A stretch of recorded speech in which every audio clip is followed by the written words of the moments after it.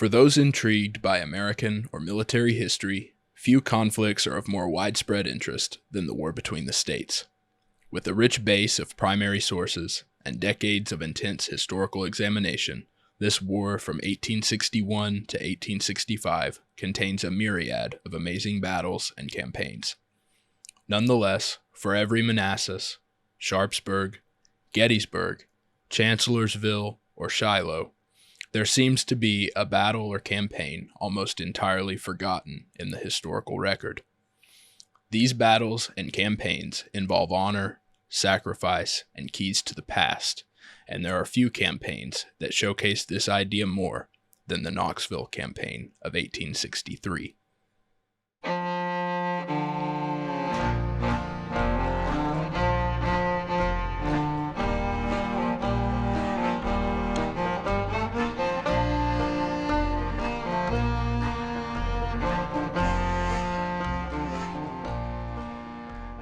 With the controversial presidential election of Abraham Lincoln in 1860, South Carolina led the way for Southern secession by leaving the United States Union in December of 1860.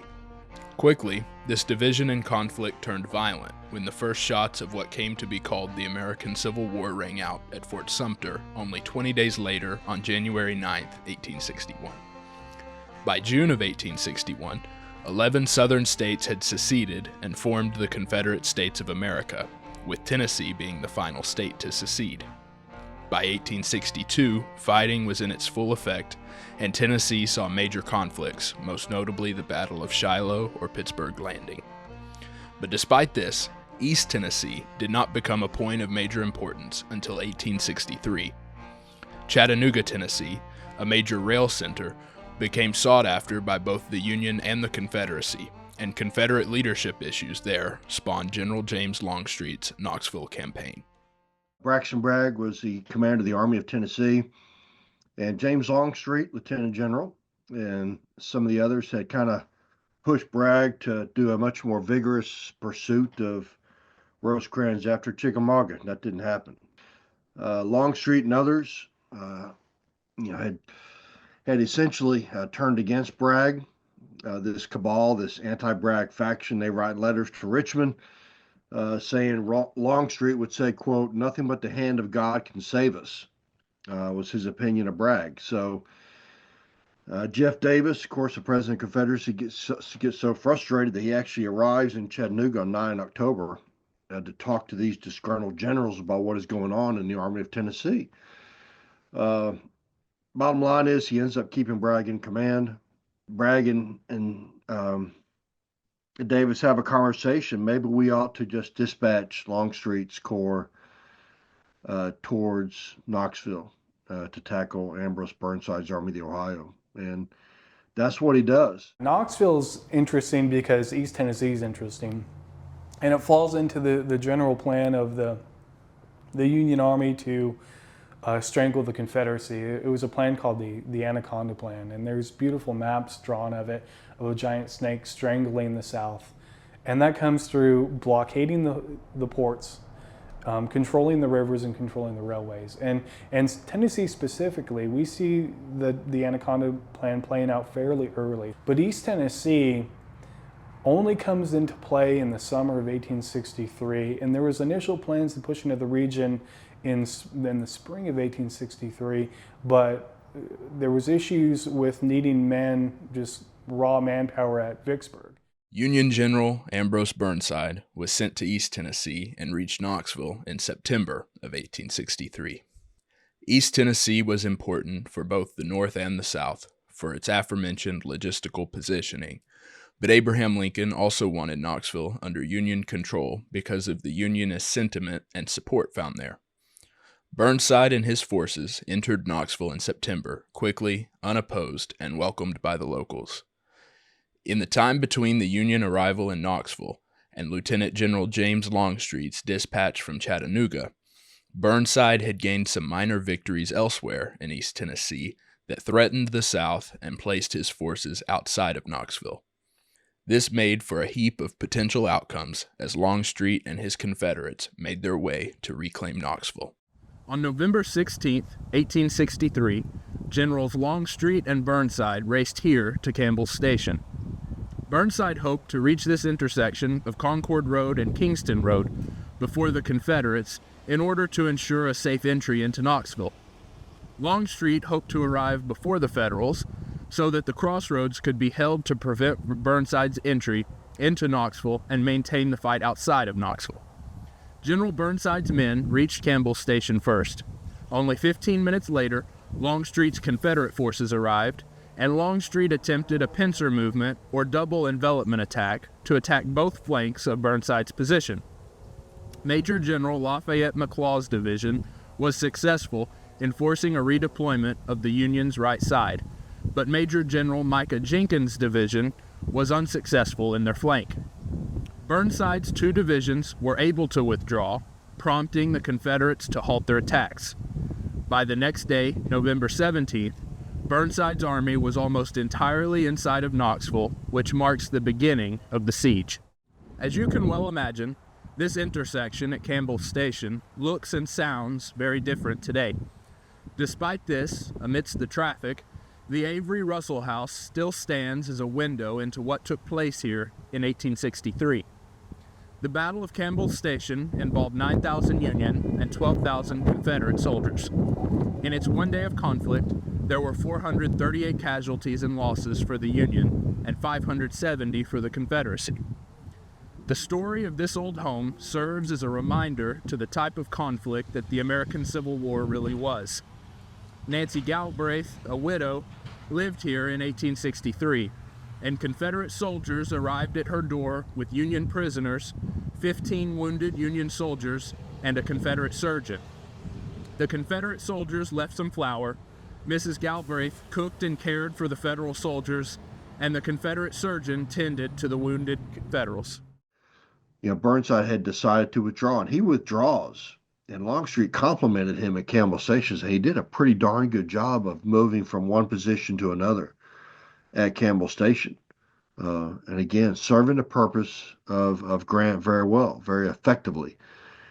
And so after Campbell Station, then, of course, we have that 17-mile march, Knoxville, and then they begin to finalize their defenses. So, with Burnside's retreat into a fortified Knoxville, Longstreet and his Confederates besieged the city beginning November 19, 1863.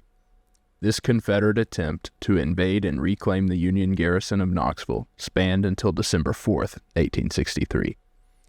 Largely uneventful outside of the one most significant battle of the entire Knoxville campaign, this roughly 2-week period was deemed the Siege of Knoxville.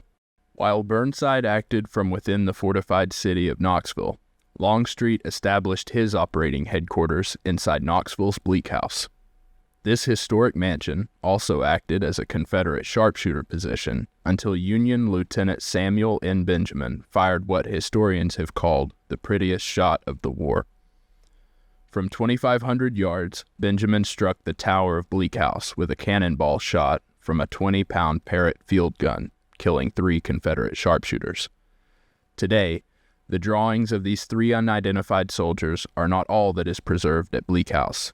It now stands as a headquarters for some of the ongoing efforts to preserve and protect this region's history from the war between the states.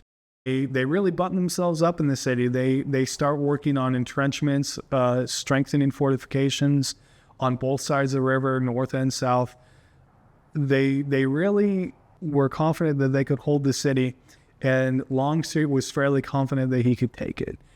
But Longstreet, I don't think, had any real plan, from what I can tell from the paperwork, of what happens if we don't take Knoxville.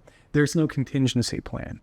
Just as the entire Confederacy dealt with supply issues from the earliest moments of the war, Longstreet's men faced harsh supply problems prior to and throughout the Knoxville campaign and siege.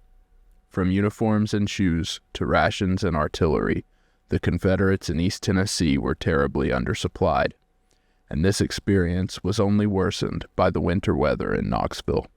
It's not just Longstreet's command, it's other commands, and specifically leaving northern Georgia and setting out on this campaign, there's already issues Longstreet's chief of artillery, Porter Alexander, he talks about having to scavenge artillery shells, and he assumed correctly that he wouldn't be able to get a good amount of resupply once they pushed into the region.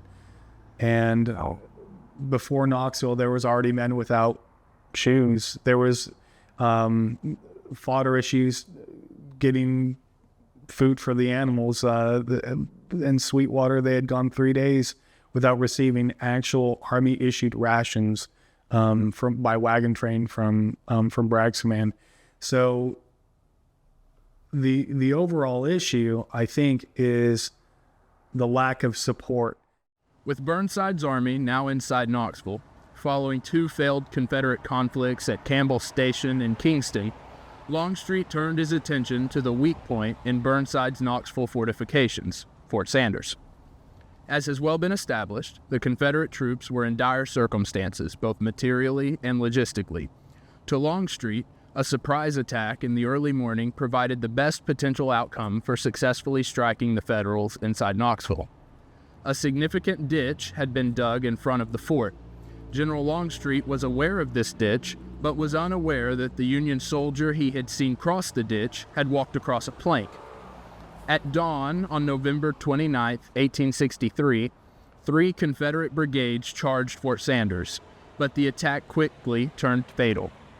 Many Confederate soldiers became entangled in a Union telegraph wire that drew Union fire down on them. The ditch previously seen by Longstreet had turned out to be extremely deep and at least 12 feet wide. Finally, the Confederate attackers found themselves without scaling ladders as they faced the fort's steep walls in freezing rain and snow. And on the morning of the 29th, the original plan on the attack of Fort Sanders was a pretty serious bombardment of Fort Sanders in and of itself. It was a salient, so you could strike it from a couple of directions. Alexander, with his 30-plus guns, probably could have done serious damage. But as you probably will know, it turned out to be a daylight assault, and Alexander's guns were pretty much just kind of a shoot the opening salvo, and then the infantry rushes in, and Alexander is once again he's frustrated as all get out because of that decision. Again, another tactical decision Longstreet makes that does have repercussions.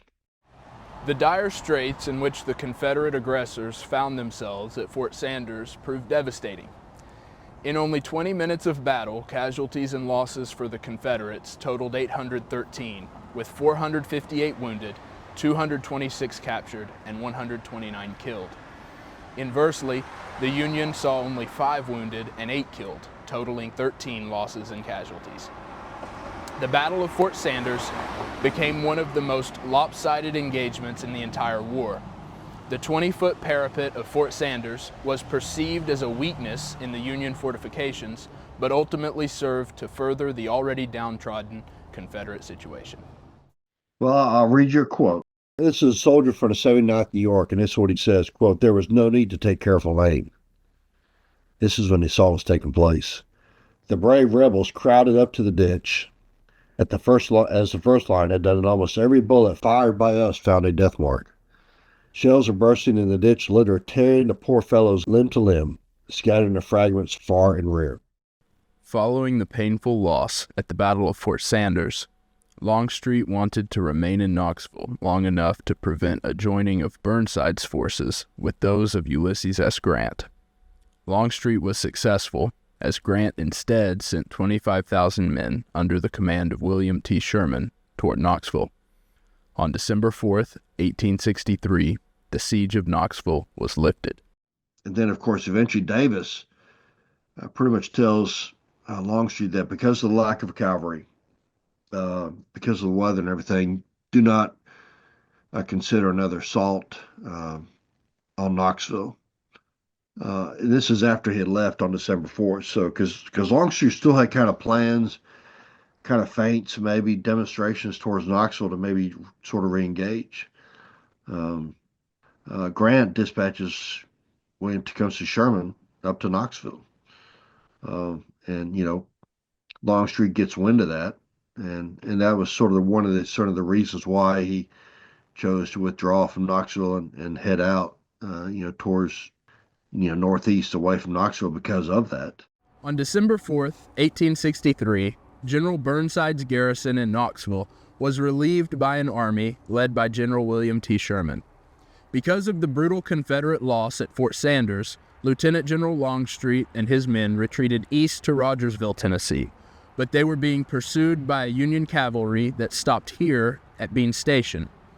Upon learning of the isolation of the Union cavalry led by Brigadier General J.M. Shackelford, Longstreet sent a force to surround and crush the cavalry. The battle began on December 14th at 2 p.m. between Longstreet's 12,000 soldier and Shackelford's 5,000 soldier forces. Fighting waged on into nightfall, resulting in 900 Confederate and 700 Union deaths. Ultimately, Longstreet did achieve a small tactical victory, placing Shackelford's cavalry on the retreat and taking 15 prisoners and some supplies. This marked the end of the Battle of Bean Station and the Knoxville campaign as a whole. The things that they felt motivated to write down and leave to us are, some of it's the most incredible hardship one can experience as an American citizen at that time, or Confederate citizen.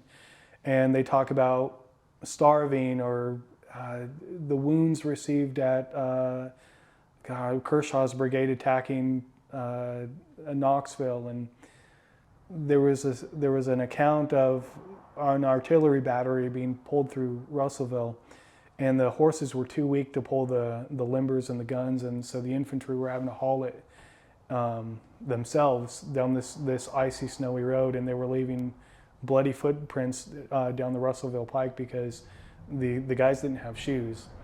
And then as historians, we can look back and see that a lot of these men later in life, they were filing for disability because of nerve damage to their feet. I mean, whatever the cause for the outcome at Knoxville, whether it be Union defensive strength, Confederate tactical missteps, or the unpredictable East Tennessee winter weather, Longstreet's Knoxville campaign serves as a window into the conflict that is the war between the states, with all the honor, sacrifice, and suffering that comes along with it.